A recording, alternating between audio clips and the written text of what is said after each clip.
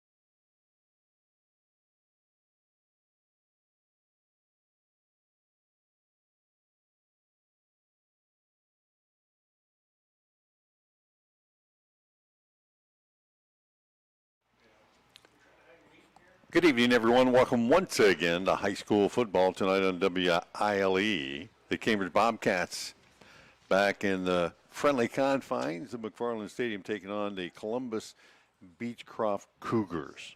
Bill Kafuri, John Valentine in the box tonight to give you the call of Game 4. Game 4. 4 already, Game buddy. 4. Beautiful night out. A little bit of crispness in the air. It's a little warm right now, but it'll be cool later. But Game 4 of the season, and Cats come in at 2-1. The Cougars at 1-2. If you listened last week or were in attendance, a thrilling contest between the Bobcats and the Meadowbrook Colts last week, 48-46 final. The Colts coming from behind to win that one.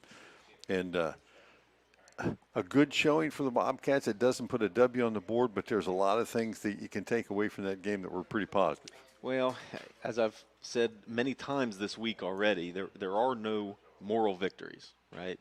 Especially against a rival. However, when you consider what the Bobcats went through last week, if everybody could remember only having 20 uniformed players, and and with the uncertainties leading up to the game only hours before kickoff, and then to play the inspired game that they did and not to give up and have a chance to win with a couple minutes left in the fourth. Again, no moral victories, but that was a heck of an effort last week by the Bobcats. It really was. Certainly an exciting game as well. And, watching the Cats warm up a little bit before the game, I think they're pretty close to full strength tonight. And the number factor shouldn't come into play. But playing against a kind of an unknown opponent in Columbus Beechcroft, a team that's had a lot of success in the past in their own right, makes it a little bit of a tough contest. Well, it's the unknown, right? I mean, of the city schools, the Columbus City schools in that city league, Beechcroft has been the most successful, being to the state playoffs 19 times. Now, it did include last year when everybody made it, right? But 19 times in the school's history, where I think they opened in 1974, something like that. So they've been there a lot. So been real successful, had a previous coach that was there for a long time, and he had been to the playoffs several times. So they've had a good history. They're going to be athletic. They've got some guys on the field that are quick. But playing in that city league, there's benefits to it, and certainly there's some negative pieces of it too. But for the Bobcats, it's the great unknown. Coming off of a loss, an emotional, ridiculous loss to a rival. How are the Cats going to respond? Sometimes playing an opponent that you're not real familiar with, you might come in a little bit laxed. You might come in a little bit soft. You'd be a little flat. You're not ready to play. So interesting to see how the Bobcats come out tonight. Look, the first 3 games of the season, they've taken the ball. They've won the toss all 3 times, and they've taken the ball, and they've went down and scored on the first possession. If the Cats can do that again 4 games in a row, that's pretty impressive, and I think that's what they need to get them started on the right foot tonight. Get off on the right foot. As you talked a little bit about Beechcroft there, not only being in the playoffs, they won the City League Championship. I counted up 17 times. Yeah, and so, they've had some pretty good teams, obviously, over those years. And to win the City League Championship, certainly making the playoffs, too, pretty good. They actually advanced to the regional finals as recently as 2015. Now, obviously, those players aren't on this team, but it does show that, as you talked about, the amount of success they've had. The Bobcats, on the other hand, have grown, I think, every week. We've watched them week 1 through now 3 and 4. We've seen them get better in different phases of the game. Last week, an offensive explosion, putting up 46 points and getting some defensive points there as well. Yeah, last week was, if you didn't watch the game, if you just looked at the scoreboard, you'd think, oh, man, nobody was playing defense Friday night. But there were 2 defensive scores. Cambridge also had a interception returned all the way down to the 4-yard line. So, that there wasn't special much offense on that. And then there was also 2 kickoff returns for touchdowns. So, each team had 2 special touchdowns outside of their offense. So the defensive efforts by both teams last week was pretty impressive. In my eyes, a couple breakdown in coverages, but Cambridge has certainly improved. And if they can score 46 points a game, I think you're going to see a lot of W's. Well, the tough thing is you alluded to a little bit of breakdowns in coverage, and the Colts had some outstanding speed at wide receiver. And Cale Flowers last week ran just past everybody. I mean, he passed buses on the highway. Getting down the field, and the concern maybe tonight might be, does Beechcroft have some speed like that as well? Now, I don't know if they'll have a quarterback that equals Josh Hupp, because last week he had an outstanding game as well. He could throw the ball a long way and put it on the money, but that's something the Cats are going to have to address. Well, they have some athleticism, put it that way, and they have some speed. Their top returning receiver was a state runner-up in the 300 hurdles last year. So, I think they have some athletes that can get down the field. But the difference is Aurelia Scott, their quarterback, is really athletic. But you can tell that he's not real skilled from the quarterback position. In other words, from a detailed standpoint. And, of course, being a quarterback, I pay attention to the little details, their footwork, and make sure their shoulders are square, and little things that most people don't pay attention to. He doesn't have that aspect, but he makes up for it by being athletic as heck. And he can run the ball, too. The Cats had that problem a week ago trying to corral Josh Hupp, who had some of those same qualities. He was elusive, he could buy time in the pocket and get outside the pocket. And Cambridge, that's one of those things they're going to have to address a little bit, is containing that quarterback a little bit. You're listening to our pregame tonight, brought to you by Mass Tire in Pleasant City. They should be your first stop for all your tire needs, as the Bobcats host the Beechcroft Cougars this evening. Perfect night for football. Stay tuned. This game is also being streamed at YRP TV on YouTube, or you can go to your radio place at AVC headquarters up there. Click on the link and watch and listen to it there as well. We're going to take a break on our pregame. We'll be back, take a look at tonight's starting lineups right after these messages.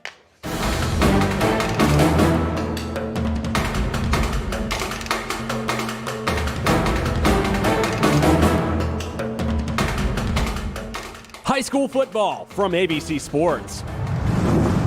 Tonight's game is brought to you by Doan Ford, West 40 Auto Sales, WB Green Insurance, Abel's Electric Heating and Cooling, Southeastern Med, Patrons Buckeye Mutual Insurance Company, Mass Tire, Valentine Insurance, Papa John's Pizza of Cambridge, and Car Anto Insurance.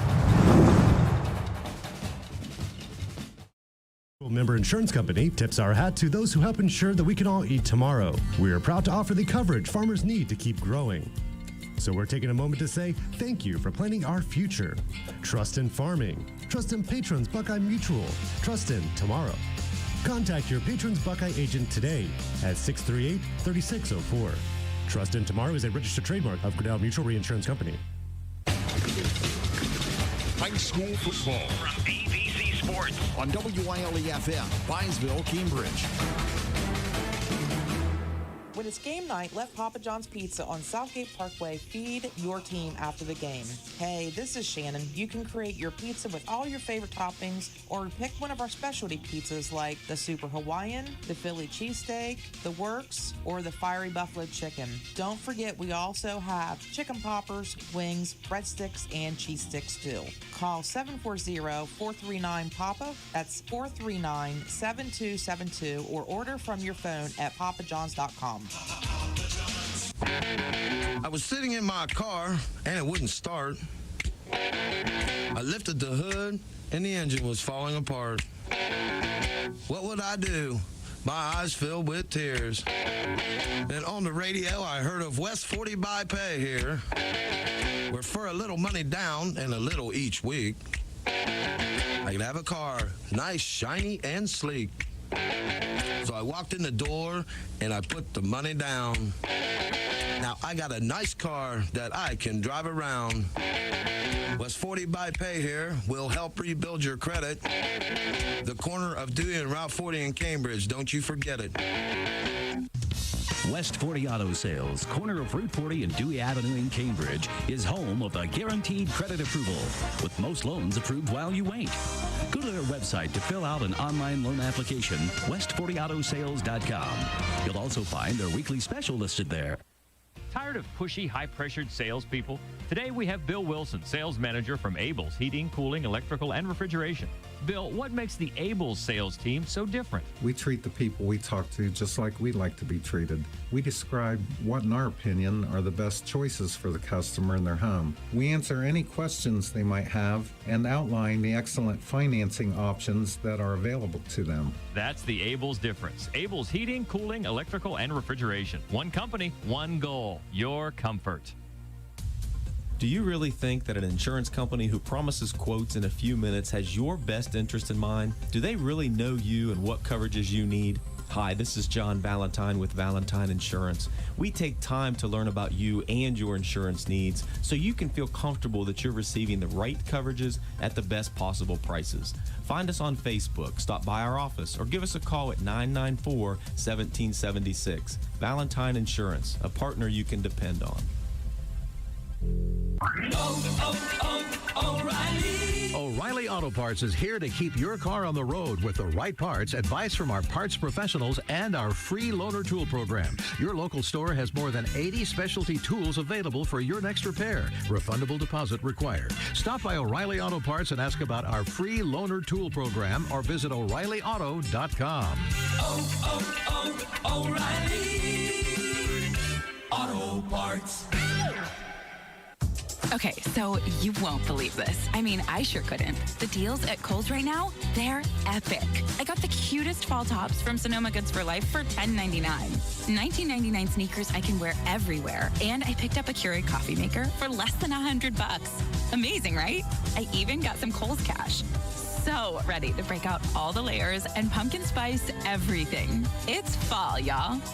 Select styles. Sale ends September 12th. Some exclusions apply. See store or Kohl's.com for details. Back at McFarland Stadium, pregame continues here, brought to you by Mass Tires of Pleasant City. Bill Kafuri, John Valentine, as the Bobcats, John won the toss once again. Cats called it. They'll take the ball. Well, they're calling it, I think. Somebody's calling it right down there, but the Cats are going to have possession of the ball first. And as we talked about earlier, that an opportunity to kind of set the stage as tonight they are honoring the military and first responders. Big flag on the field here prior to the game. The student body out there to wave it around. And at halftime, ceremonies recognizing the most recent inductees into the Athletic Hall of Fame.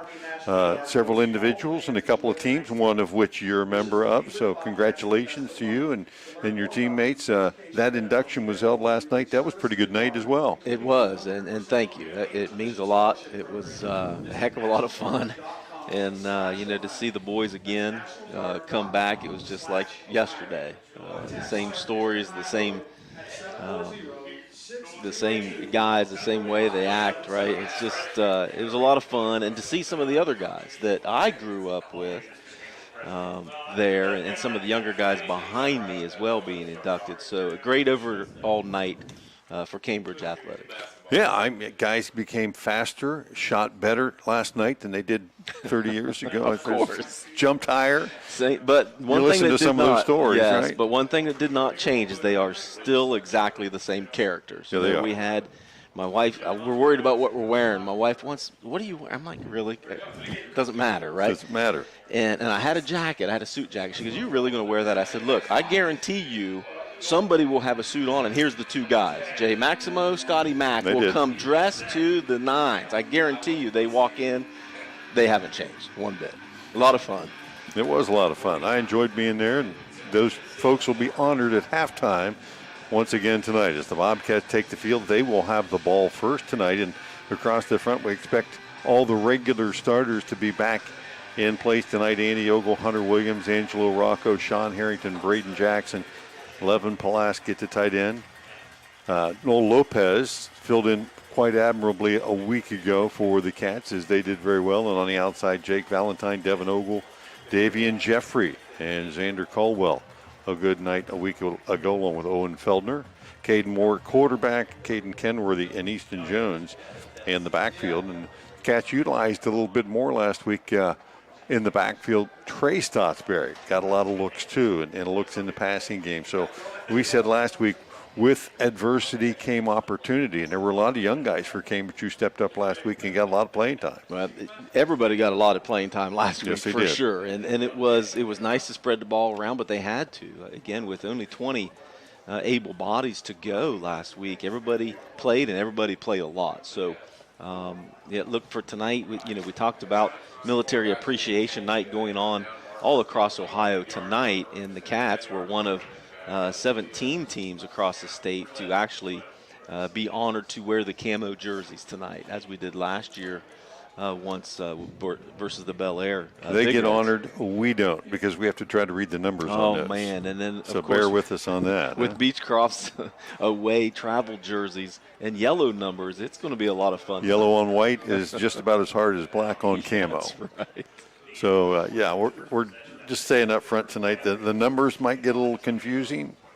The names might get. The good thing is I know that you know kids just by how they stand and how they run. Exactly. So I'll defer to you, at least for half the players out there, and we'll get the other half right. You've been listening to our pregame, brought to you by Mass Tire. All of our kickoffs brought to you tonight by Valentine Insurance on Southgate Parkway in Cambridge. Our first downs, all courtesy of WB Green Insurance Company, and scoreboard updates from Schaefer Insurance. All of our game sponsors tonight, including Doan Ford, Patrons Buckeye Mutual Insurance Company, Abel's Heating and Cooling, West 40 Auto Sales, Southeastern Med, and Papa John's of Cambridge. And getting ready here to get the kickoff teams in order. Beechcroft shuffling things around a little bit here they didn't have a tee, I don't think. Well, luckily they found one. They didn't leave Columbus without it. No, I guess they did not find one. Deshaun Henderson's going to be kicking things off, and he's going to have a teammate hold it on the ground for him, so you don't expect this kick to probably go very far. Probably on the ground. Right, and Henderson doesn't get a lot of yardage off the kick to begin with. Bobcats got a lot of guys up tight just in case, and we are underway short. Kick that's going to be taken by an up man around the 32 and up the left sidelines, and I think that is Stotsberry over there. Trey Stotsberry, maybe. Indeed it is, and the Cats will have pretty good field position as he got it out to about the 43.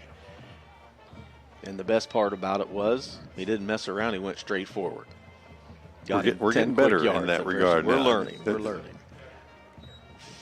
The Cats will hustle the offense on here. They'll be facing a 4-3 defensive look. A lot of size on the inside at the defensive tackle spots, and the Cats like to spread the field, and they will here with 4 wide. Moore in motion across, and the handoff straight ahead and popping it through to the second level, getting about 6 or 7.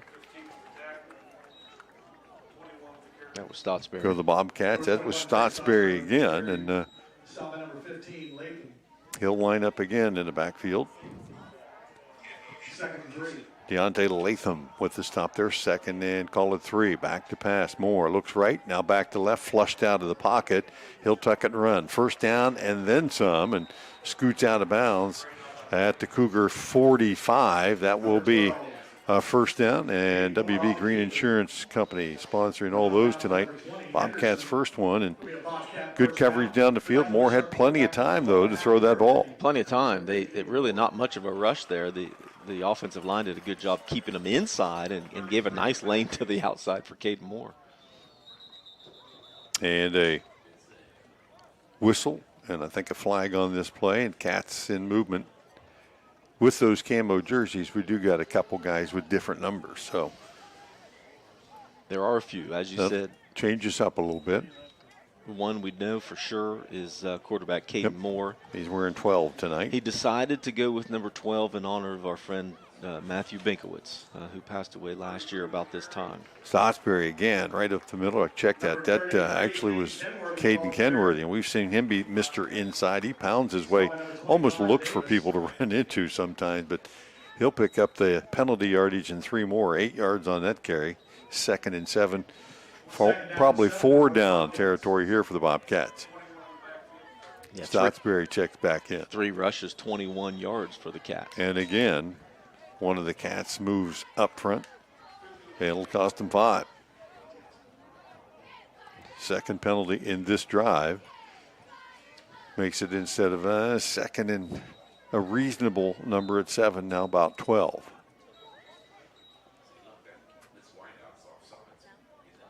Three wide to the left. Moore looks that way, then back to his right, fires it down the right sidelines.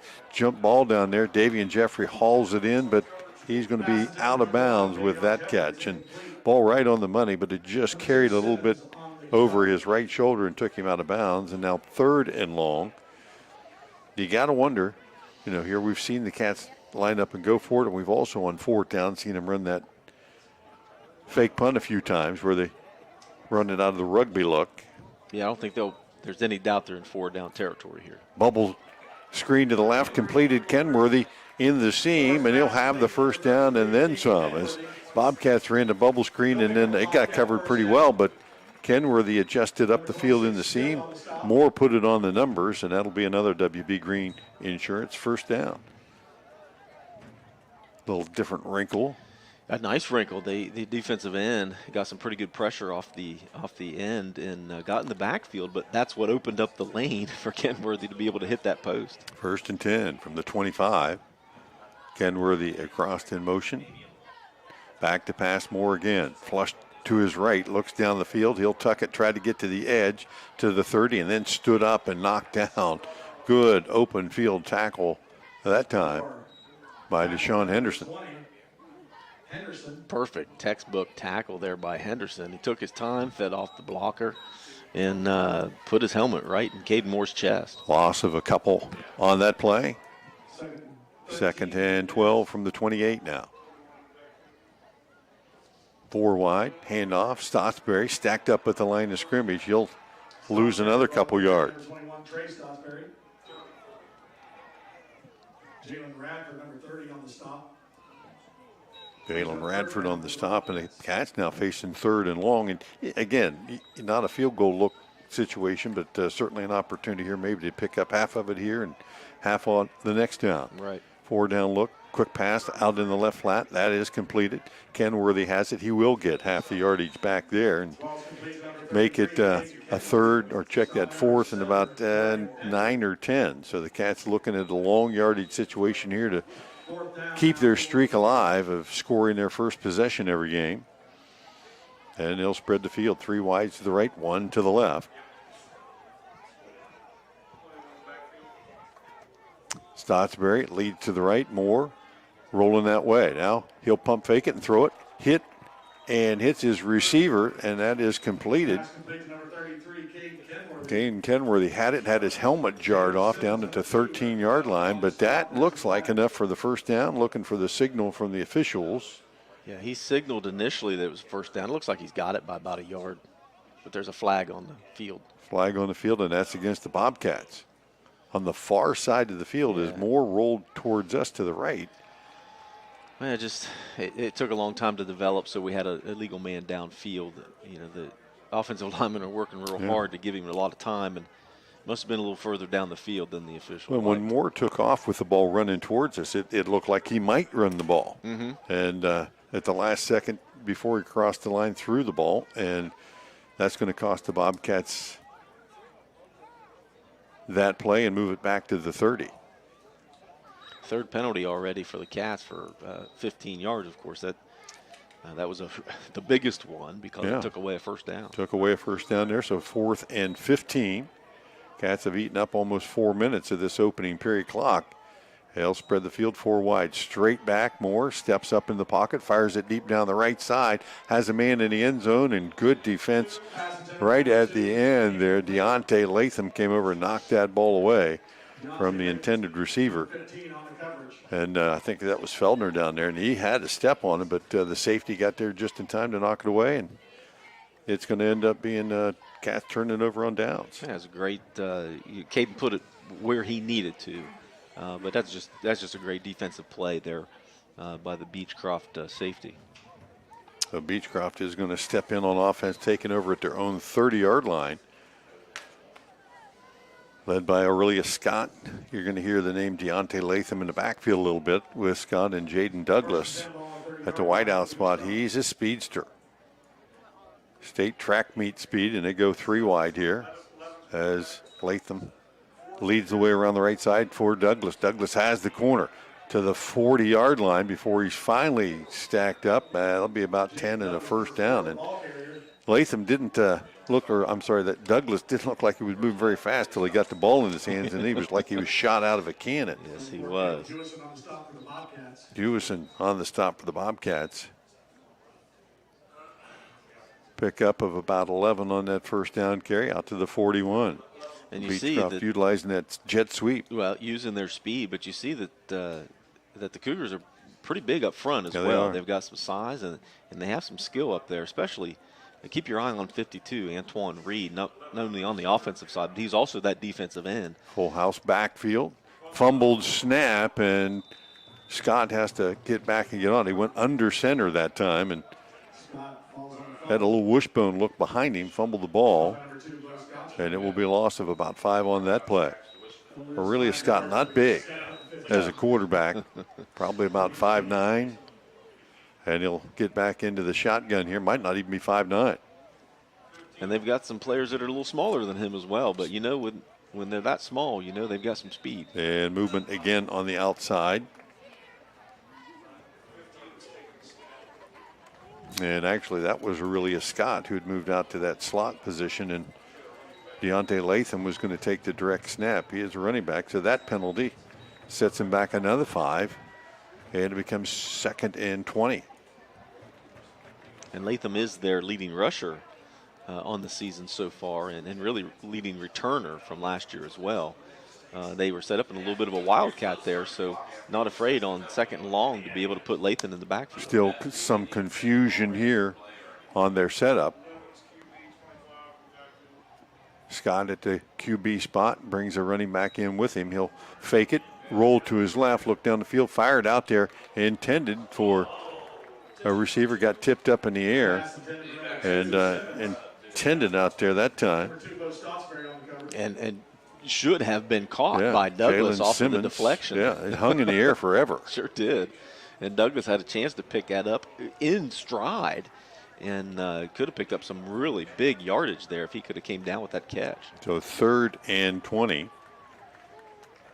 As Scott got to the edge that time, and that was a problem for the Bobcats last week, containing the quarterback, and you can see Scott has that ability to get outside as well. Yeah, he's got that ability, and realistically, he probably should have kept the ball and tried to get up a chunk of yards there. He's quick enough, and he had plenty of green space in front of him. Latham and Scott in the backfield, bunch formation to the left.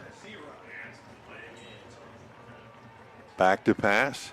Scott deep down the middle has a man and threw it over the head of a wide open Jaden Douglas. That's 6 points if he catches that. Bobcats had missed him in coverage, and Cambridge got lucky there, as it will bring up 4th down. Safety for the Bobcats kind of edged over to the far side of the field, and Douglas ran a seam route right down the middle. Right down the seam, and boy, he was open by 10 yards, and certainly not going to catch that track speed if he would have came down with it. Anderson on to punt the ball away.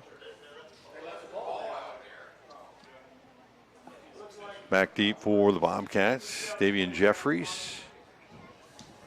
And I think Feldner back there as well. Not too deep. Short snap. And a short punt as Henderson hits it off the side of his foot, gets to the 50, but takes a Cougar bounce into the Bobcat half of the field down to the 35. And the Cats here with the score 0-0, 6:40 left in the opening period, will take over for their 2nd time.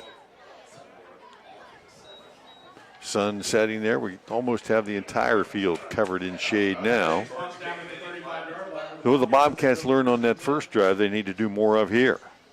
Well, what they need to make sure of is that they're taking care of Antoine Reed. He's getting a lot of pressure off of that defensive end.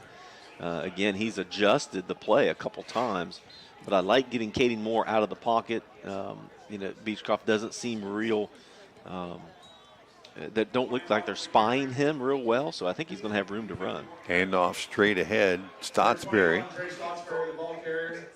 Able to drag a couple of defenders out across the 35, got to about the 34. Or checked at the 38, I'd say. Give him a long 3 there, 2nd and 7 for the Cats, middle of the field. 3 wide to the right, bubble screen. Out there, Feldner has it out to the 40, drags the defender out near the 45, close to the 1st down. They'll say stepped out of bounds just a little short of that.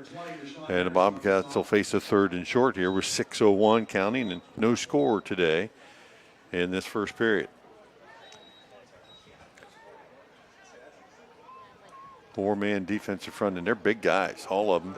They are big. It's certainly going to be difficult to move, especially 51, John Michael Turner. Cats haven't had much success going up the middle. 3 wide to the right for the Cats. 1 split wide to the left, handoff straight ahead, and Stotsberry will pop through and into the 2nd line of defenders on the tackle. And if you're Cambridge, that's what you have to do. That's what you have to do. I mean, you're playing at home, coming off of a week where you had an emotional loss, lining up third and 1 from midfield. You got to be able to shove that ball right up the middle and get the blitz coming. Moore back to pass, finds his man Feldner on the hitch play down near the 42. The Bobcats had just picked up 1 WB Green Insurance 1st down and close to another. Feldner fighting that time for an extra yard or 2. Got close, and it'll be 2nd and 1. And a flag came in late. Nope, that's not a flag. That's a yellow sock I saw out there from one of the Beechcroft players. Yellow socks, yellow tape, That was Stotsberry on the reception. Stotsberry, okay. Yep. It's going to be a lot of that tonight. It is. We apologize. Moore again, pump fake, fires it down the left sideline, has a man just over the intended hands of Jeffrey. Got taking the shot downfield on a 3rd and short. Yeah, the 2s, the 3s, the 6s, the 9s, they all look the same from here. Well, and again, the numbers aren't the same as what they usually have in the home blues. Couple guys different. Right. Cats will spread the field 2 and 2, and they hand off straight ahead. Stotsberry gets through the seam and then finally drug down. To tell you what, when Turner gets his hands on you, he just reels you in. Big guy. He doesn't move particularly well, but if you run at him, you're not going to get away from him. No, he's got some big paws, and he's definitely going to cause some havoc up front for the Cats tonight. First down, another WB Green Insurance first down for the Cats. Their 4th of the night. Still no score, but 4:17 left here in the first period. Cats on the move again. Moore, little option play left side, flips it into the flat. Stotsberry to the corner and slipped as he tried to get it up the field inside the 35. Cats will pick up a few here. Jerome Killebrew, number 50 on the stop. And that's a kind of a dangerous pass because it's backwards. Yeah, it definitely goes down as a rush. It was a lateral. I think it was set up to be an option is what it looked like, but he saw it was open quick, so he said, heck with it. I'm just going to get it to him right now. Get it out there quickly. That's right.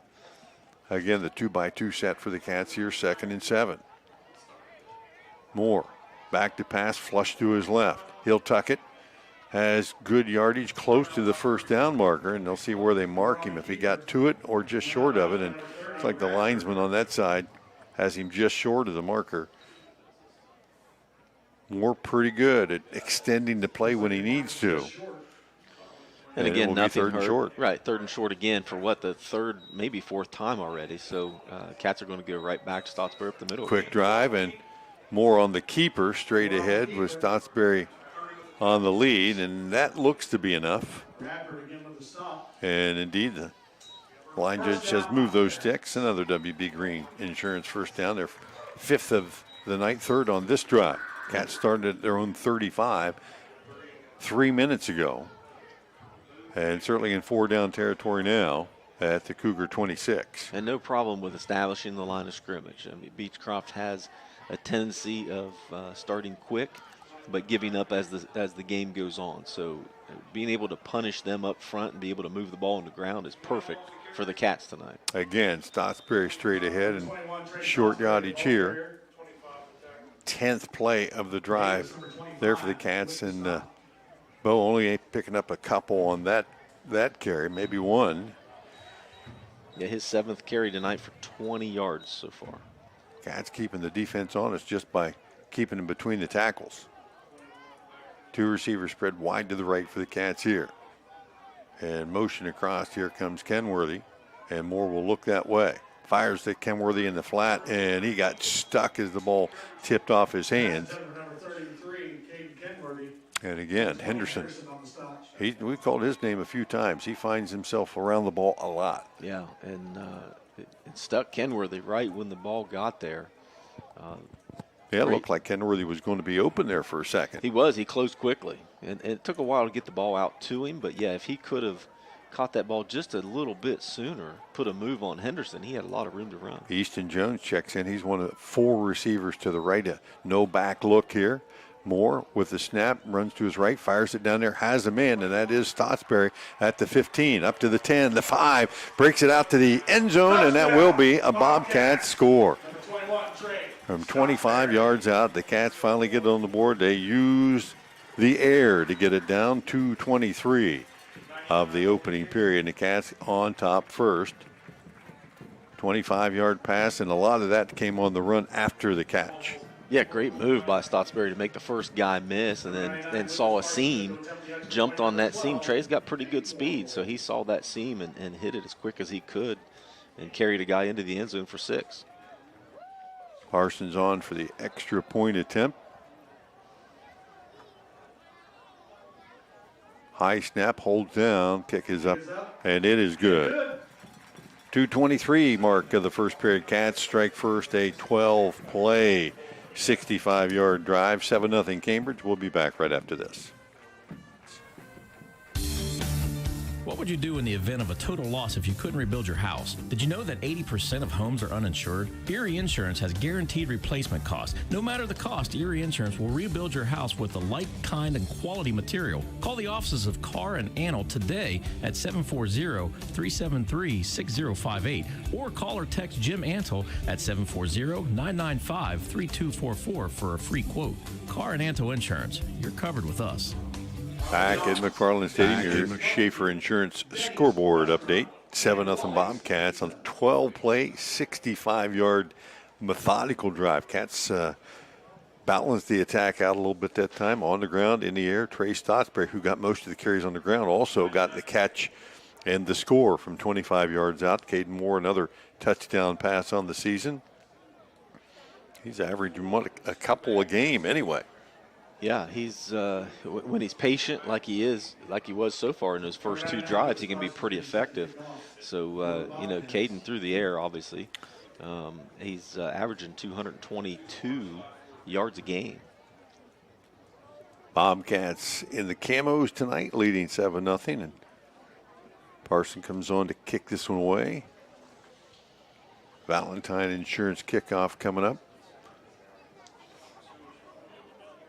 Back deep, Jalen Simmons and Jaden Douglas. I don't think you want to give it to either one of those guys. No, definitely not. As the Cats approach, they will kick it to the left, and that's going to be Simmons at the 20 on the run. Catches it up to the 30 and out to the 35, and certainly away from Douglas, who is the speedier of the two, but pretty good field position for the Cougars as they trail 7-0 here, 2:16. Left in this opening period. That's what you like to see if you're special teams coach. Catch it in stride and straight ahead. Get as many as you can get. Get your offense set up with good field position. Mark the ball for play at the 34-yard line. Deontay Latham in the backfield to take the snap. They'll spread the field with 5 wides and just leave Latham there, typically a running back, and just more of a wildcat look for the Cougars. Right, just try to spread the cats Takes the out. snap, looks for a place to run, heads to the corner, has the outside, may have gotten away with a hold on the edge that time, and Latham will take advantage of it all the way out to the Bobcat 45-yard line. First down for the Cougars as Latham with some good speed that time just got to the edge, and Cambridge unable to maintain that contain. Well, as you said, there was a reason. It looked to be like a hold out here on the end. Could see a hand on the jersey from here. Well, it appeared that way. However, you got to learn to fight those guys off, especially if you're going to play that position. You got to step up and make sure that Scott guy will go under center. Cuts back inside. Full house backfield behind him. Again, hands it off to Latham, and he'll jitterbug his way off the right side, looking for a cutback, and have a few. Got it down to the 41-yard line. So Latham showing a burst of speed here as well. Pick up 4 yards, it'll be 2nd and 6. 2nd and 6. Looks more like a scat back from the pass, right? He's taking those kind of little steps and always like a Le'Veon Bell. Looking to bounce it to the outside. For our friend John Charlton over here, those darn old Steelers fans. Looks kind of like Le'Veon Bell back there in the backfield for the Steelers. 100 pounds lighter, maybe. Well, I'm talking about footwork. Scott, Scott goes under center again. A wishbone look behind him with a couple wide outs. He'll take it, quarterback sneak, and then pops it to the outside to the 40, and finally drug down from behind. Stotsberry on the stop, but not until Scott picks up positive yards and, let's see, enough for a first down. And it was a quarterback sneak. Well, there's a flag on the play, yeah. And it was on Beechcroft. Quarterback sneak as he got stood up in the middle, and then all the linemen just kind of stood up, and you lose that guy back there because he's not that tall. And by the time the Cats found him defensively, he was on the edge and running down the field, and that's going to be a problem. So they'll mark it back at the 44, and a redo of the play, 2nd down and 8 now. And they'll stay in that formation. 3 backs behind Scott. takes a snap, toss sweep to the right side. Latham trying to get to the edge, has it 40, and down near the 35, close to another first down. Bobcats unable to, again, hold the edge on that corner. A gain of 9 on the play, and that's enough for a first down. Down to the Cambridge 34. You're going to need to bring somebody else up there. That linebacker is going to have to step up, because that free safety, the cornerback's getting double teamed and can't get off that block to be able to close that gap a little bit. Cougars, 30 seconds left in this opening period. They trail the Cats 7-0, but they're on the move. 1st and 10 for the Cambridge 34. Full house backfield once again. Give to the left side. That's going to be Douglas, or Simmons actually, and he'll be taken down near the 27. And we have another hold. Basically the same thing we've seen 3 times, and they finally did call it. Yeah, the officials are starting to get I'm sure that the Cambridge coaching staff, much like us, is probably making the officials aware that there's a reason they're getting outside that easily, and we got a man down. As it looks like Simmons, who I think was the ball carrier on that play, got to the edge and kind of went down in an awkward fashion. So we'll see what the penalty is here as well. Expecting it to be the hold that we talked about. Yeah, that's where the flag, it looks like it was tossed. Right in the middle of where the line was. So that's typically what it is. Yep. I watched him throw it, and I watched him hold him, and I watched him throw it. So I got to believe that's what it was. What are you doing watching line play? You never watch line play. Well, you did last year. I had to the last couple of years. That's right. So they will mark the penalty off back to the 43-yard line. Second penalty of this drive for the Cougars. But, again, with their kind of explosiveness, that one missed tackle and they can make that up. Yeah, in big chunks. That's their third penalty so far. 2 holds on this drive, but third penalty for 25 yards. So Simmons gets up, and they're going to help him off. And he's got a bit of a limp going on there. So he's helped off to the far sideline. And that's one of their leading receivers. And as you can see, as we've seen so far, he'll run the ball as well. And kickoff returns. He was the one that had the kickoff return. So he's definitely one of their senior leaders. Looks like he's walking a little bit better as he's crossing the field. As he gets closer to the other side, that giddy up is looking a lot better. 18 seconds remain here on this opening period. The Bobcats on top 7-0, but the Cougars still in striking distance here. It'll be first down back at the Cambridge 43 now. And Scott has only attempted 2 passes so far, and the one was wide open. So, don't forget about Scott in the backfield. If it were me, I'd try to get him out of the pocket a little bit and use some of his athleticism and a run-pass option, especially when you've run the ball 8 plays in a row and you're putting the defense to sleep a little bit. Jaden Douglas in the slot to the left side, running in a couple subs and some confusion about where to line up. Now they got it on the handle. Cats bringing the blitz. Scott back to pass, flips it out, and he got rid of that thing in a hurry. Just a little underhand flip out there as Kenworthy was coming hard off the edge, and it falls incomplete. Pretty heads-up play there by Scott, too. Sure. And nearly a completion. Right. So incompletion with 3 seconds left in the period. Yeah, when you get that kind of athleticism, we've talked a little bit about it, you can improvise and make something work that wasn't there. As they'll flip the bunch formation to the right side. They're in a little bit tight here. They've run a little sweep out of this a couple of times tonight as the Cats show blitz. Douglas to the right, flips it down the middle, has a completion there inside the 40 and down near the 35. Short of the first down, it will be third and about 10. Number 33, Kenworthy with the stop. Kenworthy on the stop for the Bobcats, and that'll be the final play of the opening period. 7-0 Cats on top. We'll be back right after this. Good Friday evening. Bill Arnett here with the Coshocton City Tire Pros Scoreboard Show. Second quarter, Zanesville leading Fort Fry 7-0. John Glenn now 14-0 over Sheridan. Sheridan still undefeated. That's a home game for the Generals. Cambridge now 7-0 over Columbus Beechcroft. Crooksville turning the ball over. Meadowbrook scoring touchdowns. 21-0 Colts over the Ceramics. Tri-Valley leads Maysville 14-0. It's Caldwell now 13-0 over Monroe Central. No score in the second quarter, Riverview and Philo. West Elm looking to remain undefeated, now leading New Lexington 7-6. It's Shadyside leading Barnesville 7-0. Northridge leading Shenandoah 7-0. Other games in the area tonight, it's Morgan at Coshocton, Ridgewood hosting Dalton, and Buckeye Trail and Claymont. Tomorrow, Rosecrans travels to Steubenville Catholic Central. More scores in minutes on the Coshocton City Tire Pro Scoreboard Show. I'm Bill Arnett, ABC Back at Sports. McFarland Stadium, second period of play getting underway here. 7-0 Bobcats. The Beechcroft Cougars on the move, though, facing 3rd and 11 at the Cambridge 35. Aurelia Scott in the backfield. Spreads the field out here, 3 wides to the right. Again, they've got a receiver, and now that is Tarver who's on the field instead of Simmons. Cats showing blitz again and flushed out of the pocket. Douglas back to the left side, fires one deep down the field and into the end zone. He trying to direct traffic to his receivers, and that one lands incomplete.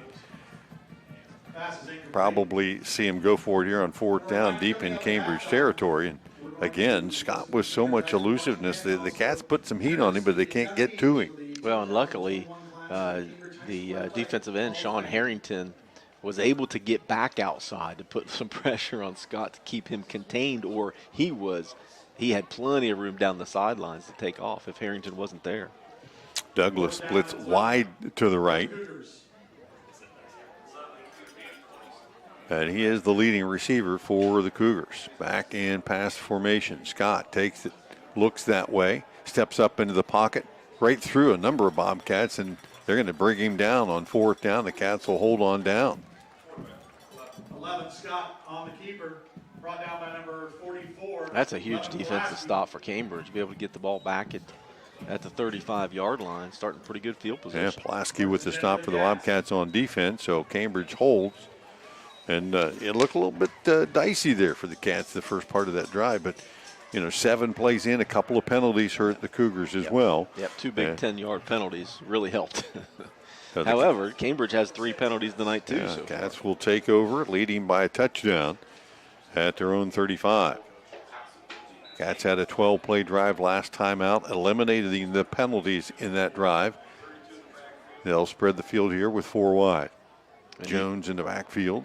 Yeah, so Easton Jones in the backfield. I'm guessing he's going to see it a few few times. Straight ahead and right into a number of those white jerseys. He'll get very little, if any, out of that carry.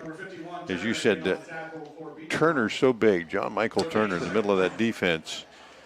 You're just not going to move him out of the way. No, so if you keep on running at him, he's going to be in the way a lot. Our rosters don't have heights and weights on there, but I can tell you, boy, he's a heck of a lot bigger than anybody we have. In fact, put a couple guys together. Yeah, that may be true. Second and long, more back to pass, quarterback draw out to the 35-40, breaks it to the edge, 45, and close to a first down.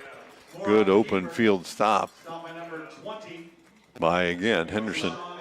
And Henderson is just all over the place out there. And see exactly how many they give him. And first down. That is another WB Green Insurance first down. Still running at 10:53. First down Bobcats.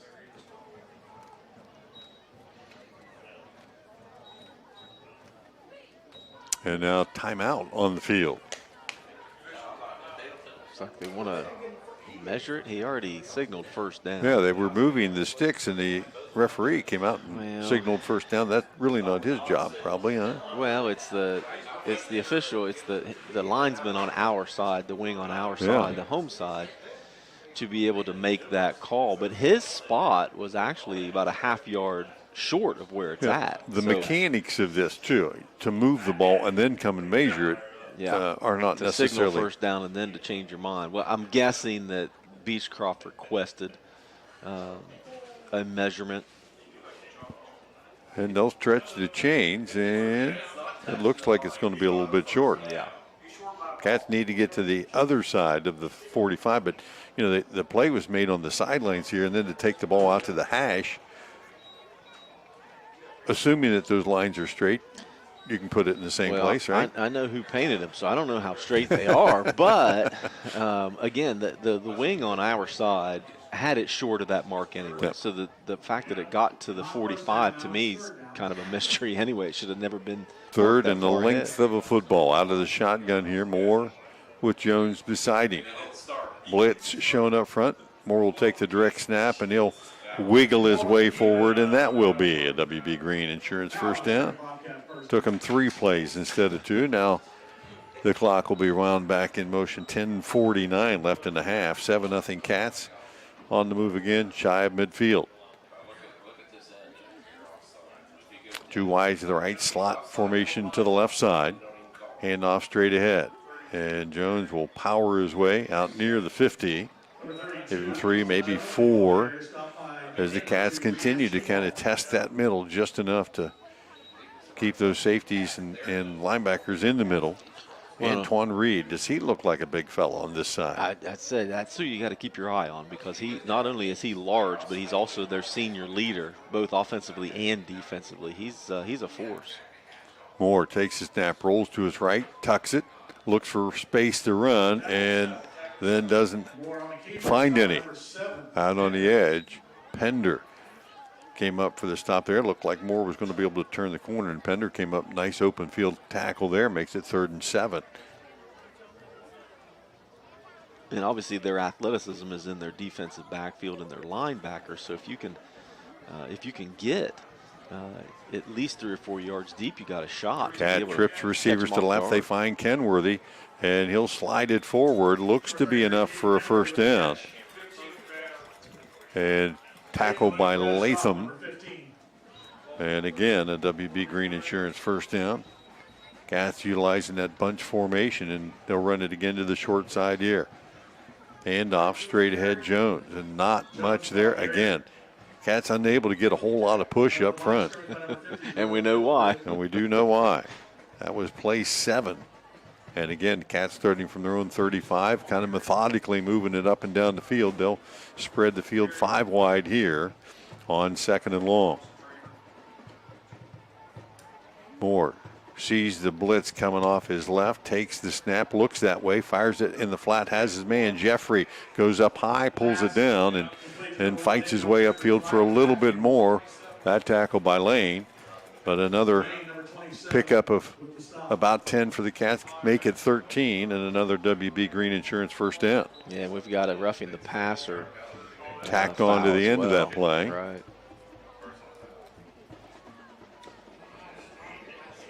He certainly could have led up, but he, after Caden did release the ball, certainly have a good step where he could have led off and obviously put a hit on the quarterback, and that's going to be called every time.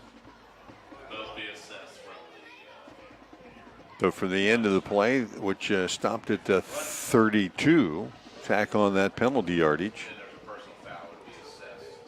which I don't think they've tacked on yet, have they? They did not.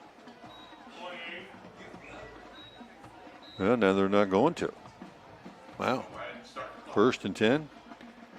Cats will spread the field again, 2 left. Moore fakes that way, rolls to his right, flips it out in the flat, has his man, and that's Pulaski. Short gain, good open field tackle again. Henderson on the stop. Check that, Smith that time. And it keeps the clock running. 8:35 left, 7-0 Cambridge. But the Bobcats in 4 down territory here, looking for their 2nd score of the night. 2 wide, spread the field way to the left. 2nd and 6. Moore. Quick snap, fires it in the slot, has his man, bobbled a little bit, and fighting for extra yardage down inside the 10. And now a flag came in late, I think, didn't it? Might have been another yellow sock. Might have been another yellow sock, yeah. I do see a flag. Xander Caldwell on the catch. And he just did not give up. He caught it about the 15, got down inside the 10, and when he got to the 5, could see the goal line, and that was motivation enough, as it will move the sticks, I think. I don't see a flag on the field. Yeah, he's got it, but he's got it in his hand, so I don't know exactly what he's doing. Yep. Official, you're right, waving it around out there, and the referee having a conversation with the head coach, Humphrey Simmons, over there, and it will be marked half the distance to the goal. So another WB Green Insurance first down, play 11 of this drive coming up from the 2-yard line. Easton Jones in the backfield along with Moore, and can pretty well guess where this one's going to go.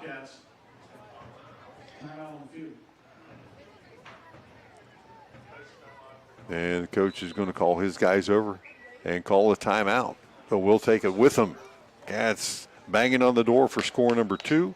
8:09 left in the half. We'll be back in 30. Feeding the world takes the work of a farmer. Patrons of Buckeye Mutual, your local Grinnell Mutual member insurance company, tips our hat to those who help ensure that we can all eat tomorrow. We are proud to offer the coverage farmers need to keep growing. So we're taking a moment to say thank you for planning our future. Trust in farming. Trust in Patrons Buckeye Mutual. Trust in tomorrow. Contact your Patrons Buckeye agent today at 638-3604. Trust in Tomorrow is a registered trademark of Grinnell Mutual Reinsurance Company. Back in McFarland Stadium down here, the Cats in the red zone on the 2-yard line. Looking at a first and goal. Timeout taken by the Cougars head coach, Humphrey Simmons. And I don't know what he wants, some kind of explanation for the penalty or whatever. Yeah, he wasn't calling a timeout to worry about what kind of play call. He wanted to talk to the official about something. And he did get his wish. He got his words in, that's for sure. A couple of penalties on this drive by the Cougars have helped the Bobcats a little bit. But Cambridge has mixed it up pretty good here as well. Easton Jones will be in the backfield along with Caden Moore. First and goal from the 2-yard line. And you'd expect Jones probably to get a shot here, powering it in.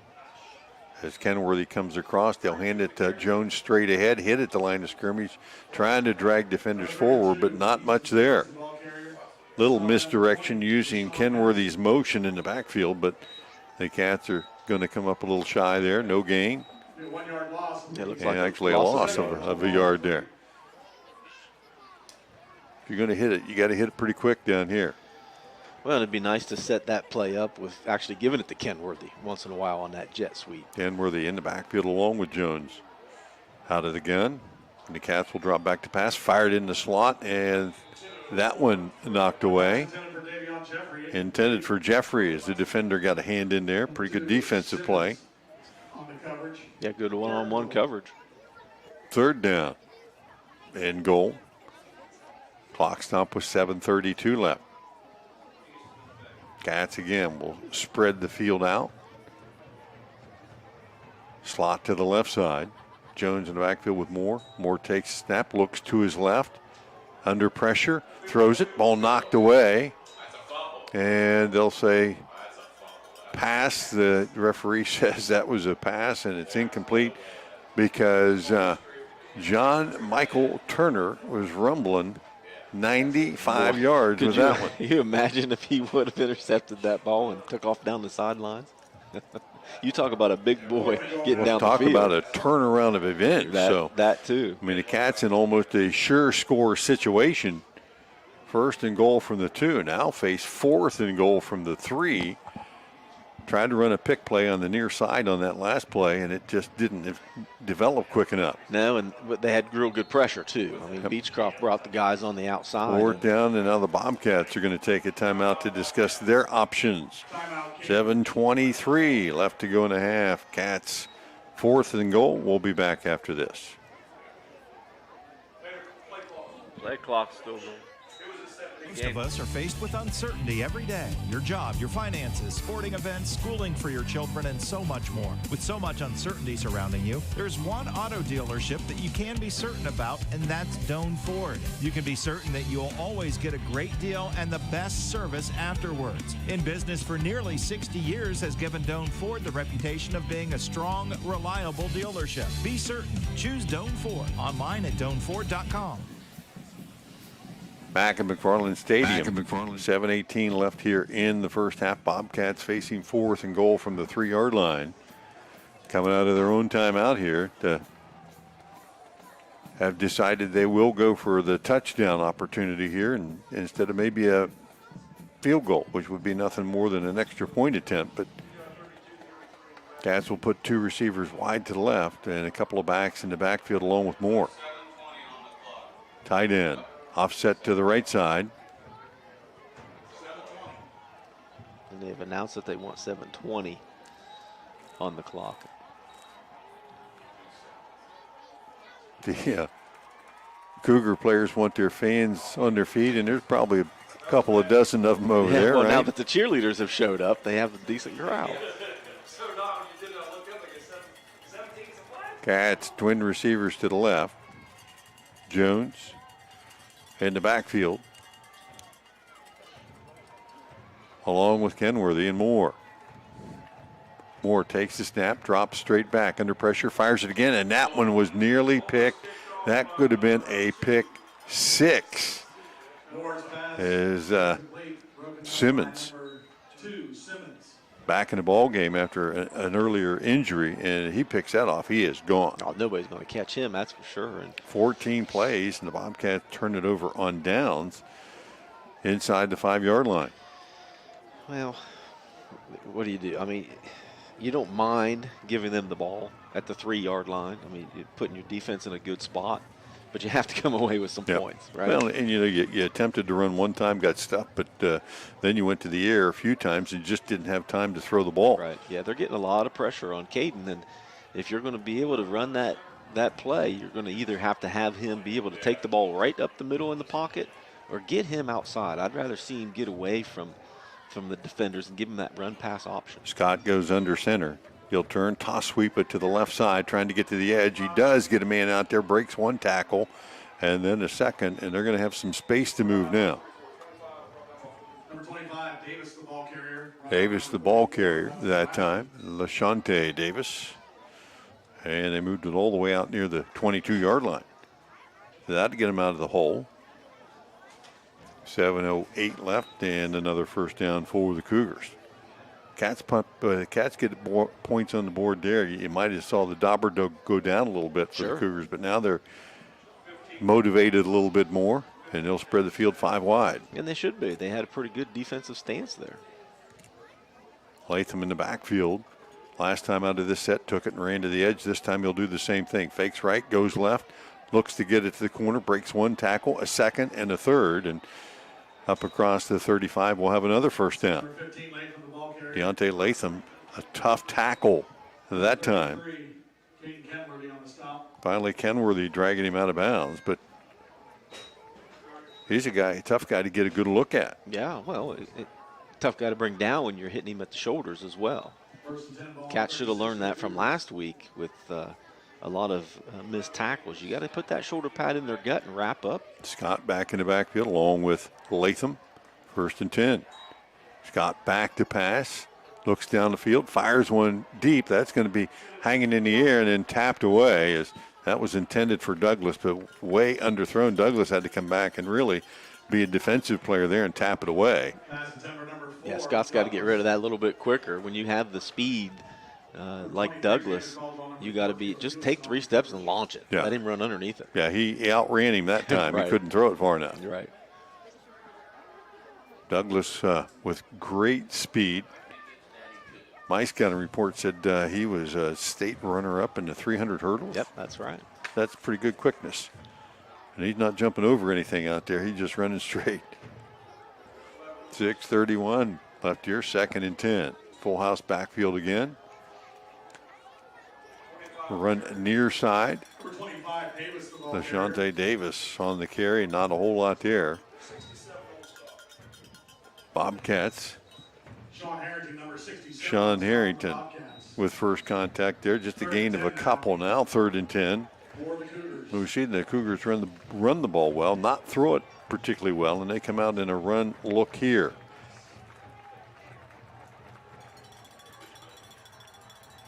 Scott. Play action, will keep it himself, trying to get outside the edge. Bobcats held their ground that time, and a nice defensive play by the Bobcats.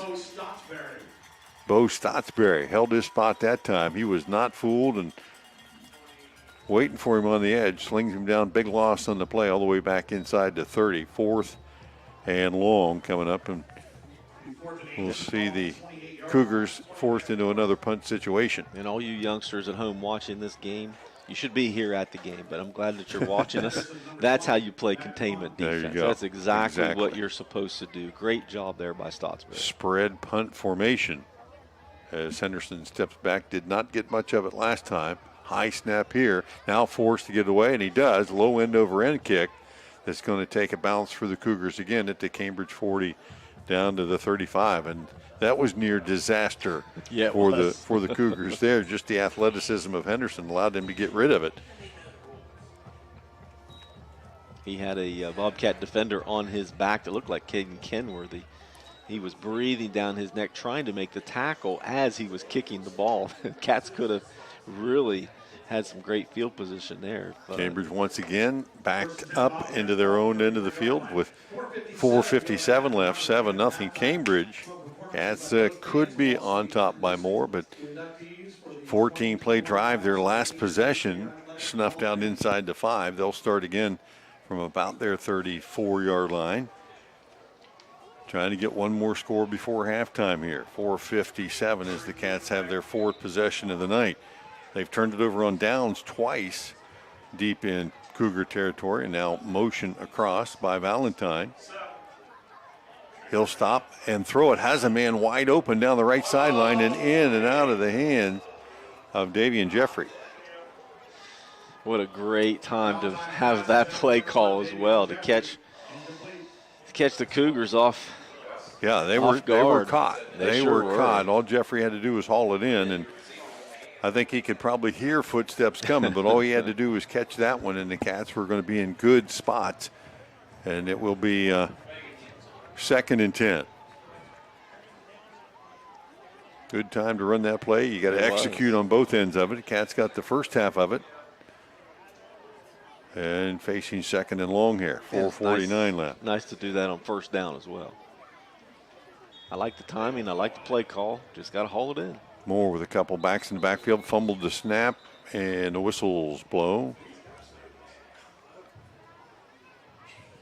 There's been a lot of confusion out there by the... I don't see a flag. I don't know either. He's talking about resetting the play clock. Well, still didn't hear a whistle to alert Will us of stay that. 2nd down. Cats will stay with the play call. 2 receivers to the left, 1 split wide to the right, a couple of backs in the backfield. Play action. Moore will roll to his left, flip it out there, has a man. And that's completed to Kenworthy, who took a shot out of bounds. Kenworthy got most of that yardage up to near the first down marker. Latham on the stop. And 3rd and a yard. Cats again will stay in that max protect look in the backfield. And again, Moore following his guys straight ahead. Has the first down as Turner on the stop.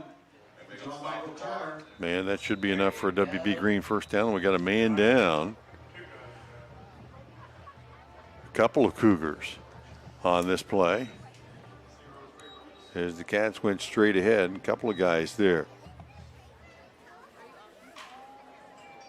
For the Cougars, not a lot of depth probably on either side here, but the Cougars probably can't afford to lose a couple of their front guys with 4:31 left to go in the half. Cats have a 1st and 10 at their own 46. Yeah, they do not have a ton of depth over there on the other sidelines, and a lot of the same guys are playing both ways, as obviously a lot of smaller schools have to do, but them a little bit more than others. Trying to get some numbers as they still attend to both guys on the same play. So timeout on the field. Cats lead at 7-0. We'll take the break as well. Be back with more high school football on WILE 97.7 right after this. Have you returned to screening? Unfortunately, cancer and other chronic illnesses do not wait for pandemics to weaken, which means continuing to schedule your screenings is essential. All Southeastern Med facilities follow CDC, OSHA, and ODH COVID-19 guidelines. Call 740-439-2771 to learn more. High school football from BBC Sports on WILE-FM, Bynesville, Cambridge. Back at McFarland Stadium, injured players LaShonte Davis able to get up under his own power, and also Jerome Killebrew. And he'll make it slowly to the far sideline. So a couple of subs got to come in here for the Cougars, who trail the Cats 7-0. 4.5 left here. Cambridge waiting, chomping at the bit to snap the ball here. Well, chomping at the bit because they want one more score before the half. They already gave up one huge opportunity. We have a one-score game right now. You go into halftime only up one. You're going to give the Cougars a little bit of hope, confidence, and some hope that they're going to be able to compete the second half. Cats 4 wide here. 1st and 10. Moore takes the snap, reads it straight ahead, and will hand it off. And that's going to be Caden Kenworthy with it. He'll pop through into the second level and into Cougar territory. Gain of about 6 on that first down carry. Only Caden Kenworthy's second rush of the game, 13 yards. Yeah, the Cats have been better running the ball with their quicker backs popping it out of the backfield. Second down, short 4. Again, straight ahead, Kenworthy, and just short of the marker that time, a yard and a half or so. Scott on the stop, 3:50 and counting. Cats certainly thinking it's 4 down opportunity here.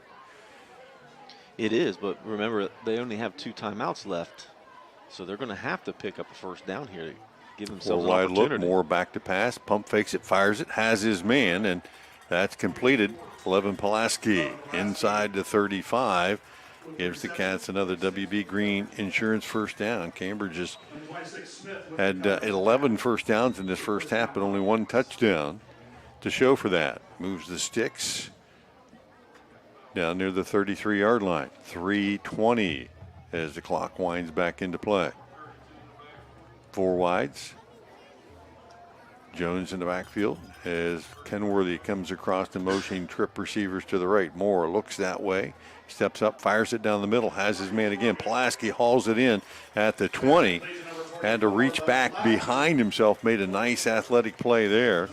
And Levin moves the sticks again, courtesy of WB Green Insurance. Cats getting chunks of yardage now, still plenty of time left inside the 20 as the clock just under 3.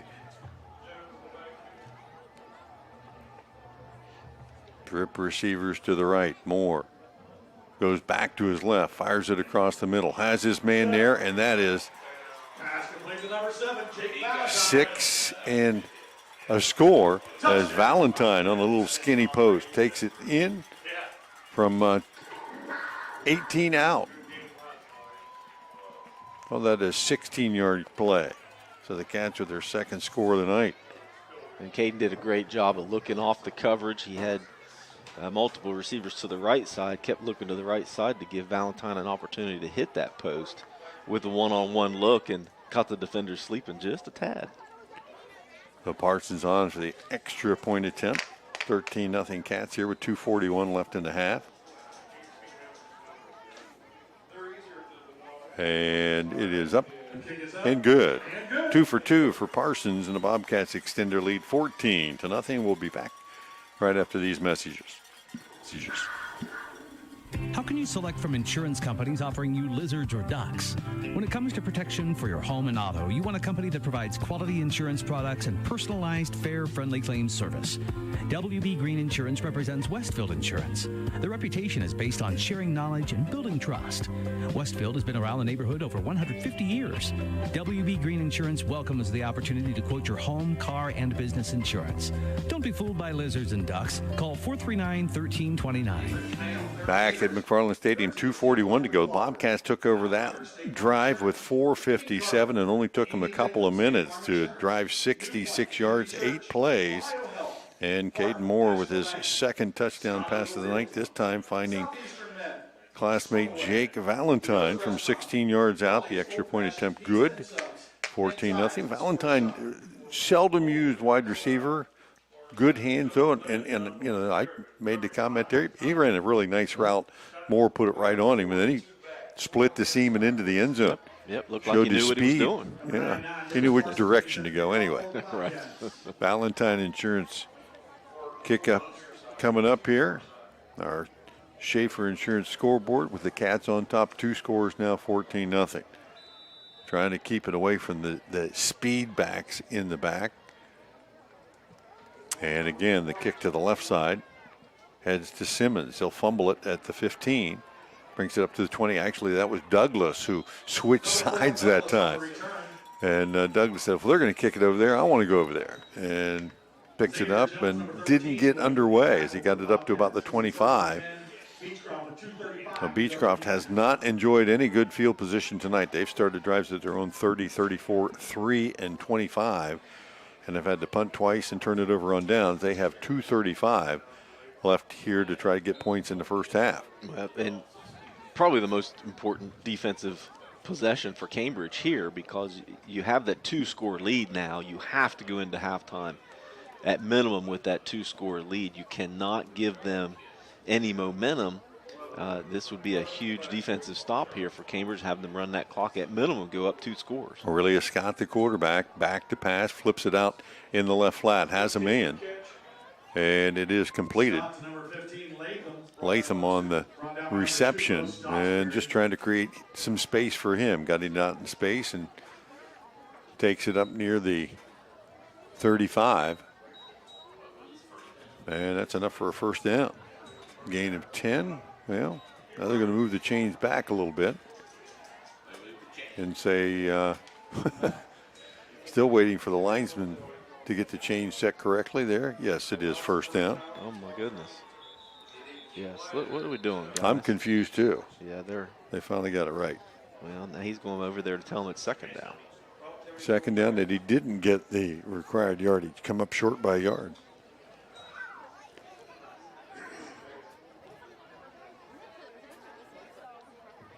A little confusion over here. Miscommunication, right? Well, by the officials and by the yardage crew.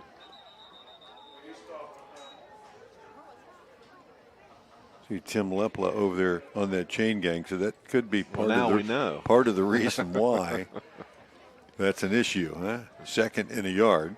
You have the binoculars. I can see a couple other folks, but I'm not going to point them out. Well, he's a biggin. He's a biggin, so. He's the easy one to see. Yeah, the other guys are hiding behind the downs markers, I think. Second in a yard. 1:52 left in the half. We'll reset the clock here as it ran on. 2:10.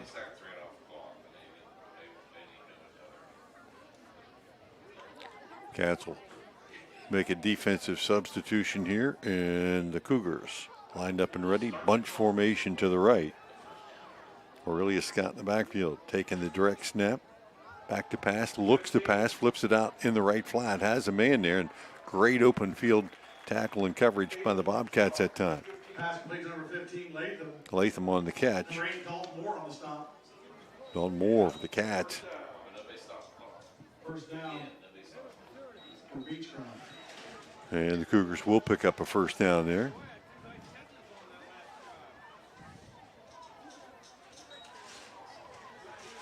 .155 in counting now.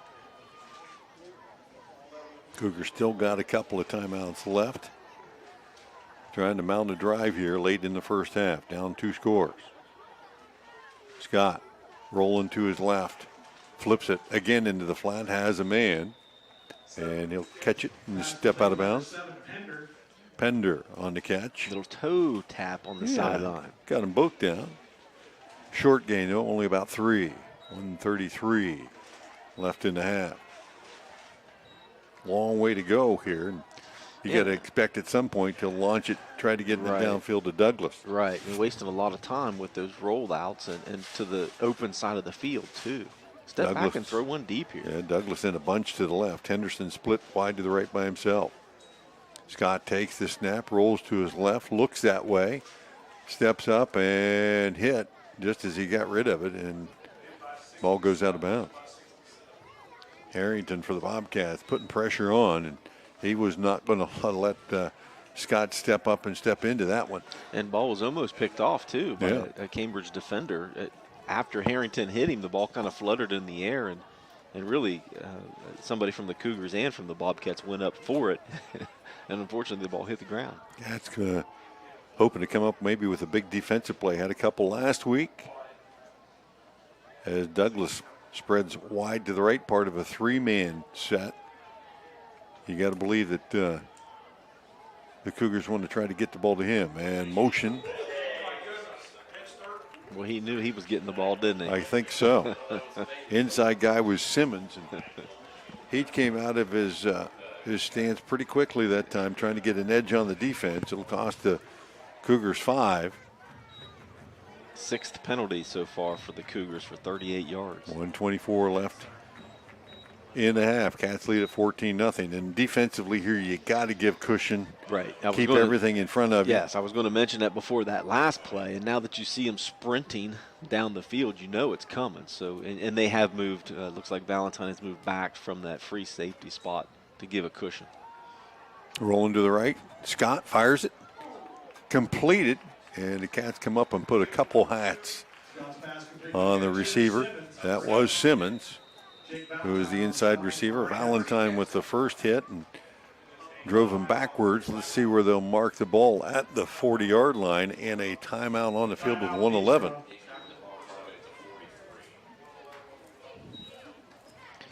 You know, there's some experience out there on the field from this officiating crew, but I can't say this has been the cleanest game that I've ever seen. The mechanics of some of the plays that we've seen, they've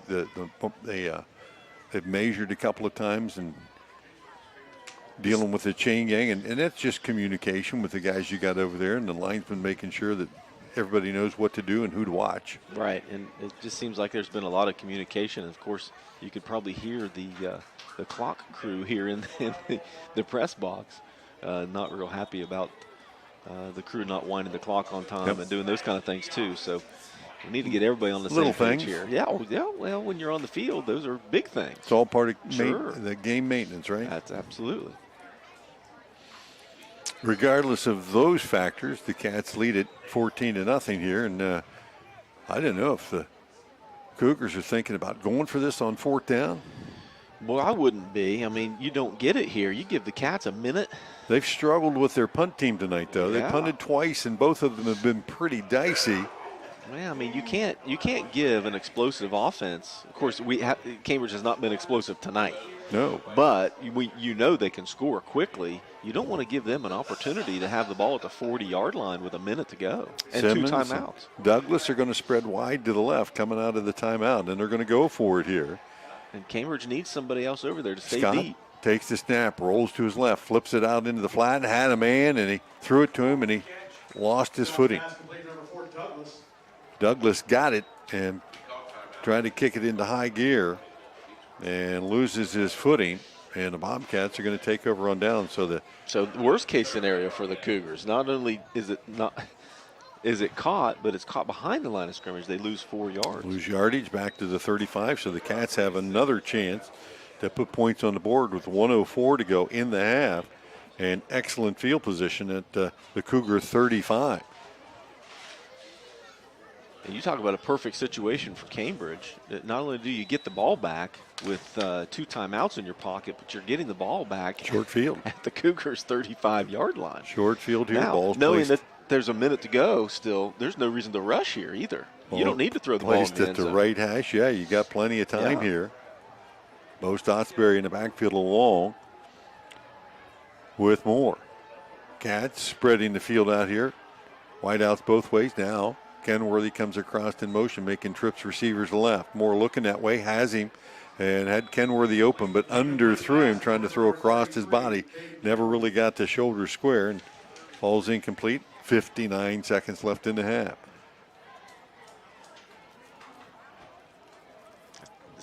That's a tough pass for anybody to roll to the opposite side, but Caden's got to learn he's got to get those shoulders square so he can get a little bit of oomph behind it. so they can hit Kenworthy in stride. Get a little more depth so that you're running towards the line of scrimmage. That as well. That helps. That's exactly right. Trip receivers left. Moore takes the snap again. He'll get outside, looks that way, gets set, fires it out there, and that one sails on him. Fourth pass incomplete, intended for number 3, Feldner. Intended for Feldner, but well over his head. Couldn't climb that ladder. And it will be 3rd and 10. Cougars given a lot of cushion on the outside. Cats have a lot of open stuff underneath, and they've had success with that crossing route in the middle. Right. Yep, and that's why Cambridge really shouldn't have been in any kind of hurry. If they're going to give you that 10 to 12-yard cushion, take advantage of it. Use your timeouts. Use the field. But now they're up against it. You only have 2 plays here to get in the end zone. 2-by-2 set. Again, motion comes across. Moore back to pass. Steps up, fires it down the sidelines, has his man, Kenworthy, coming out of the backfield that time. A little wheel route out as he came across in motion. And Kenworthy once again shows great hands, pulls that one in inside the 20. Now that changes things real quick. Sure does. 1st and 10, courtesy of WB Green Insurance. And with 44 seconds left, got out of bounds, stopping the clock down at the 15-yard line. Again, 2 timeouts still here. So at worst case scenario, at least you're setting yourself up for a field goal. But the Cats need to push this in for 6. Again, motion across. Moore rolls to his left, looks that way. Under pressure, he's not going to be able to get that one off. And Moore on the keeper, nothing there, and the Cats will burn a timeout. Had to there with 36 seconds left. Leading by 2, looking for more. 14-0 Cambridge. We'll be back right after this. Abel's Heating, Cooling, Electrical, and Refrigeration to explain how, since 1967, Abel's has built such a strong foothold in Southeast Ohio. My grandfather, Jerry, started this business at his kitchen table from home. The one thing that he stressed to all of us was to always be honest and to have a strong set of moral principles. The entire team at Abel's strives to make certain that these principles are followed in everything that we do. That's the Abel's difference. Abel's Heating, Cooling, Electrical, and Refrigeration. One company, one goal, your comfort. McFarland Stadium, 36 seconds remain here in the first half. Bobcats threatening for the 3rd time here. Actually the 4th, unable to get it in after one long drive. The Cats here working the short field, face 2nd and 13. Got one more timeout left. They'll spread the field here, 2 and 2. And of course, they're going to need to save that timeout to set up a field goal. They might have to. Moore takes a low snap, steps up in the pocket. That one tapped out of his hand and picked off.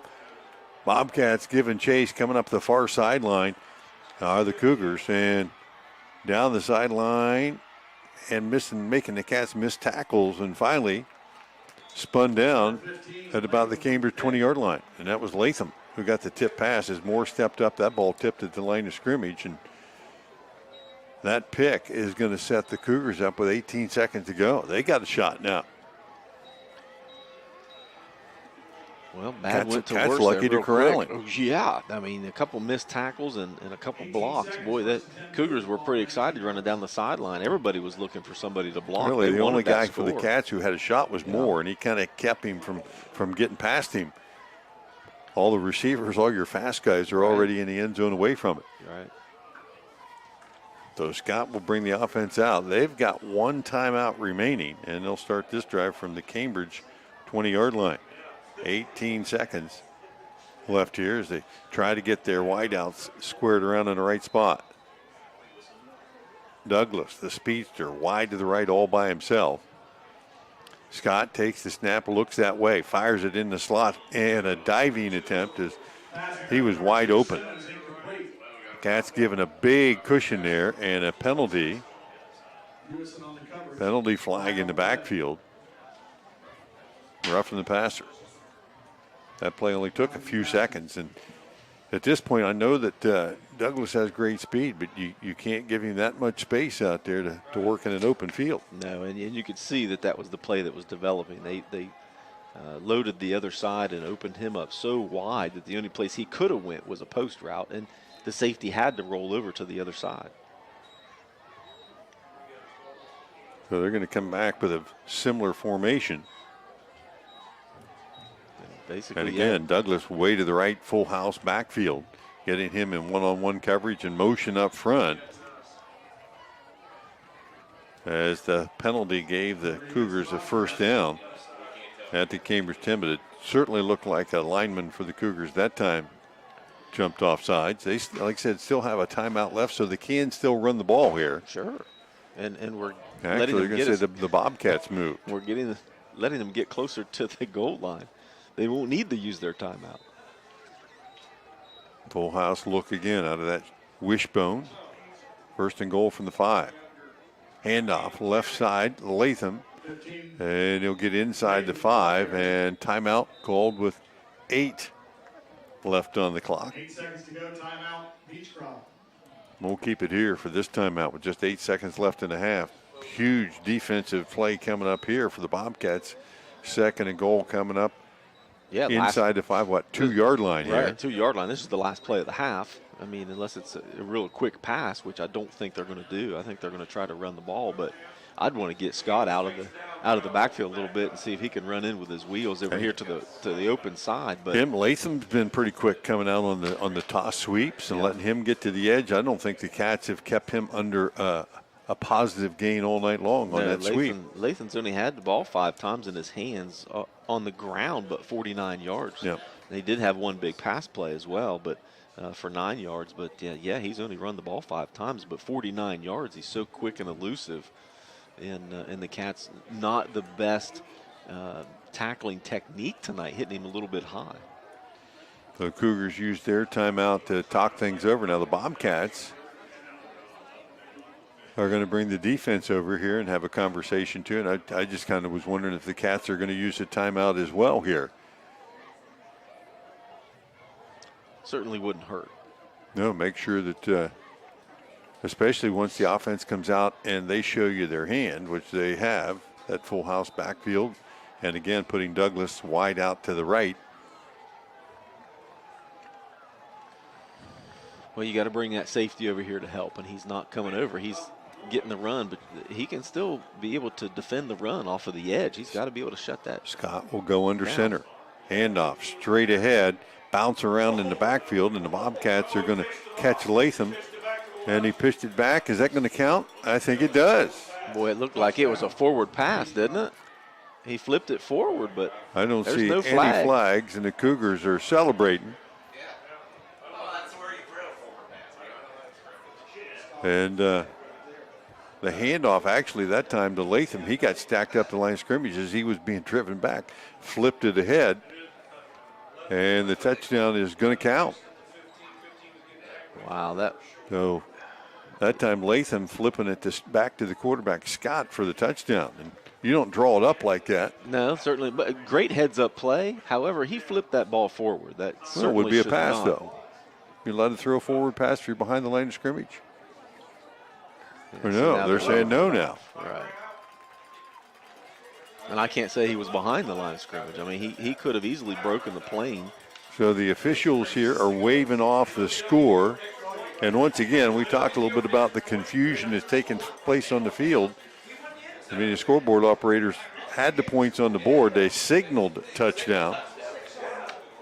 But now the officials are still conferring. And again, Coach Simmons probably wanting some kind of an explanation. Well, sure and there does. comes a flag as whatever he was told he didn't like. I don't blame him. As the officiating crew threw the flag there. And you saw the Cougars celebrating a little bit on the far sideline. They thought they got in. There comes another flag. As according to the officials, the clock's hit 0 and the half is over. And I don't think they were going to count that play. No, and there's some extra laundry on the field now. Yeah, and the officials haven't left the field yet, even though we've reached the halftime break. The players for the Cougars haven't left the field yet either.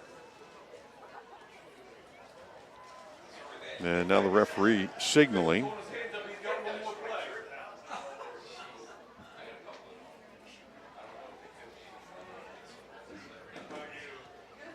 Yeah, I don't know what's going to happen here.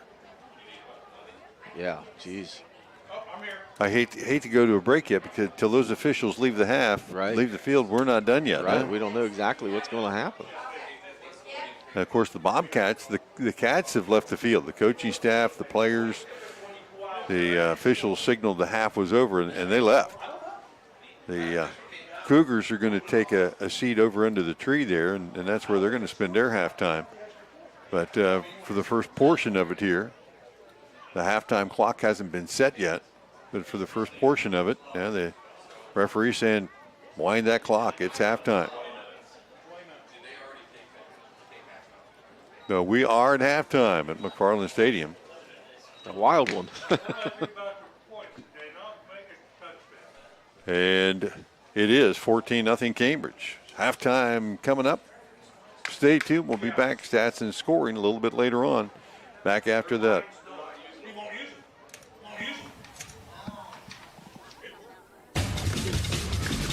High school football from ABC Sports on WYLE-FM, Bynesville, Cambridge.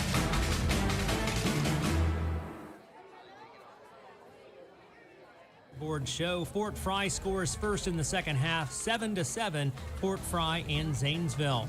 John Glenn leading Sheridan at the half, 35-0 Muskies. It's Cambridge on top of Columbus Beechcroft, 14-0 in the second quarter. Meadowbrook blanking Crooksville, 42-0. Tri-Valley and Maysville getting ready for this third quarter, 21-7 Scotties over the Panthers. Caldwell leading Monroe Central, 44-16 in the second quarter. At the half, it's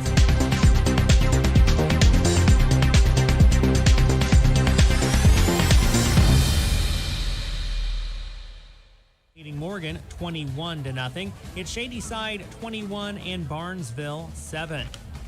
Shenandoah is on the road at Northridge. Northridge leading that game 16-6. And then tomorrow, Rosecrans travels to Steubenville Catholic Central. More scores in minutes on the Buckeye Tire Pro Scoreboard Show. I'm Bill Arnett, ABC Sports. O'Reilly Auto Parts is here to keep your car on the road with the right parts, advice from our parts professionals, and our free loaner tool program. Your local store has more than 80 specialty tools available for your next repair. Refundable deposit required. Stop by O'Reilly Auto Parts and ask about our free loaner tool program or visit O'ReillyAuto.com. O'Reilly Auto Parts. Okay, so you won't believe this. I mean, I sure couldn't. The deals at Kohl's right now, they're epic.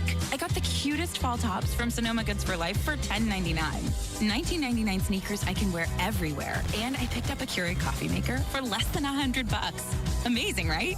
I even got some Kohl's cash. So ready to break out all the layers and pumpkin spice everything. It's fall, y'all. Select styles. Sale ends September 12th. Some exclusions apply. See store or Kohl's.com for details.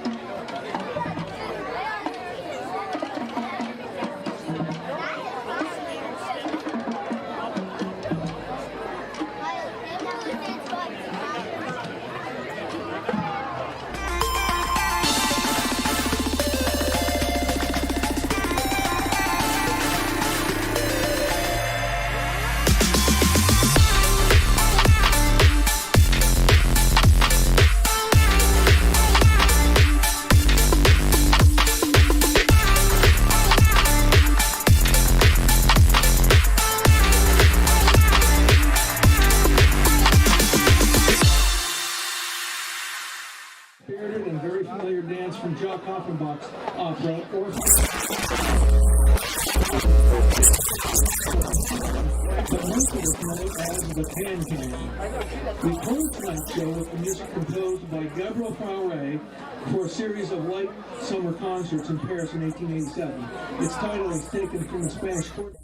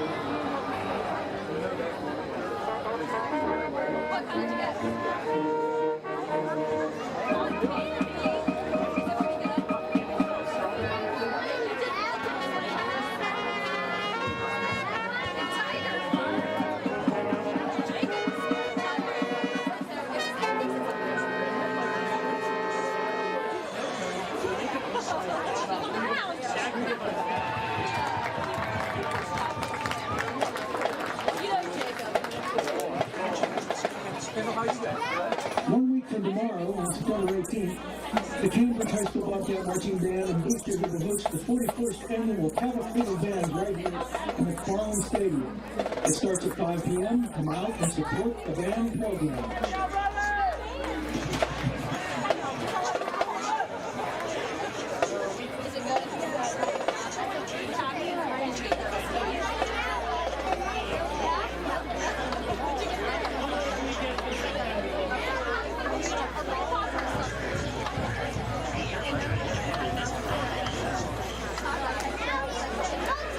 Ladies and gentlemen, at this time, we would like to introduce the 2021 Cambridge High School Athletic Hall of Fame class. We have different things that we put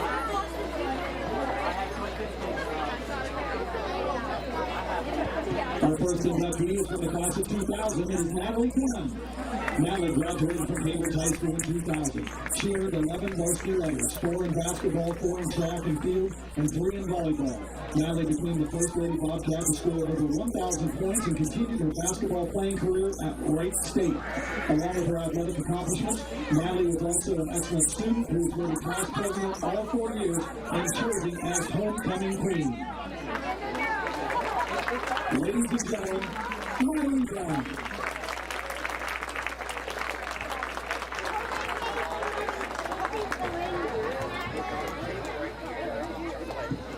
Our next inductee is from the class of 2007. It's Sean Neely. Sean graduated from Cambridge High School in 2007. Sean was a tremendous multi-sport athlete, earning several accolades in baseball, football, and wrestling, where he was named the team captain in all 3 sports. After graduating from CHS, Sean continued his baseball career at the University of the Cumberlands, where he was named to the all-conference team 3 years in a row. After college, Sean played professional baseball for the Schaumburg Boomers before moving on to play affiliated baseball, signing a contract with the Arizona Diamondbacks in 2013. Ladies and gentlemen, Sean Neely.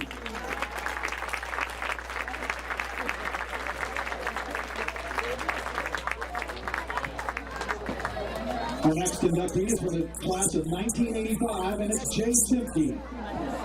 Jay is represented tonight by his family. Jay graduated from Cambridge High School in 1985 with baseball career records in most runs scored and most stolen bases. After graduating high school, Jay was drafted by the Cleveland Indians. Putting a professional career on hold, Simpke went on to play baseball at The Ohio State University, where he was named All-Academic Big Ten for 3 years, as well as the 1987 All-Big Ten second team and the 1988 All-Big Ten first team. Upon graduating from OSU, Jay played a season of professional baseball for the Cincinnati Reds affiliate in the Gulf Coast League. Ladies and gentlemen, Jay Simpke.